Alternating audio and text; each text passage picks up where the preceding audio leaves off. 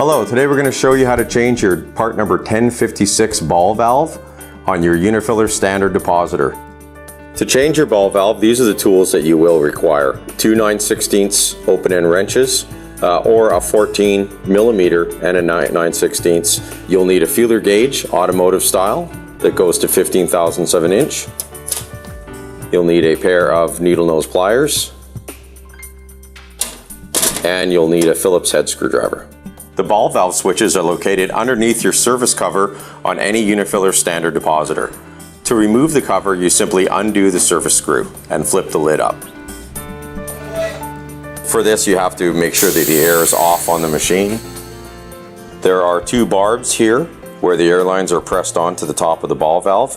You take a needle nose pliers similar to this, grasp the air line slightly above the barb, and then just push straight up. Make a note of where the air lines go, and in this particular case, the red air line goes to the back of the valve. Remove both air lines, similar fashion. So for the back side, there's a nut back here. You simply place the back wrench behind it, like that. Turn this counterclockwise, and then once you've broken it free, it comes off fairly easily.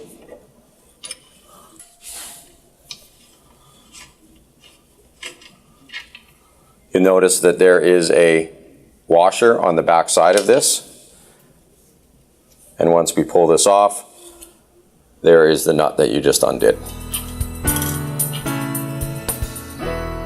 So now to replace the valve, you simply place it back through the hole. This nut will go back on, and you notice that the washer is still in the same position it was when we originally took it off. This can be a little tight in here, there's not much clearance.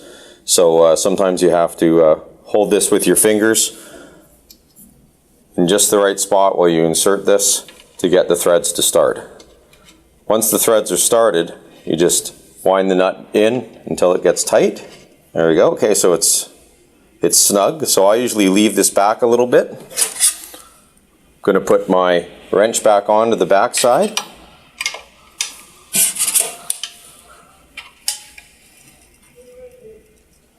Okay, tighten it, make sure it's tight. Ensure that you've put it back in the same position that you originally had it. You grab your air lines, and as we noted before, the red was towards the back, the black was towards the front port. So we put the front port on, just press down like so. Take the back port, press down like so, and that's it. And the final stage is to check the clearance. And to check the clearance, you will need one of these. It's a feeler gauge, and you need one that does 0.15 thousandths of an inch, or 15 thousandths. So this test determines whether the actuator that pushes this ball, that the ball is not being pressed too hard, or it's not being pressed enough, which will make the machine stop working. And then what you want to do is you want to manually just push this actuator all the way forward till this actuator is now pushing on the ball. And then you take your feeler gauge and you put it between the two. So the idea is you should be able to push this gauge between the actuator and the ball. If you can't fit the gauge in, that means that the clearance is too tight. If it seems awfully loose when you put it in there, then the clearance is too loose. There are a few ways to adjust it, and that is by changing this washer on the back. And sometimes these brackets can get bent during use, so if you need to have it a little closer, then that's an alternative too.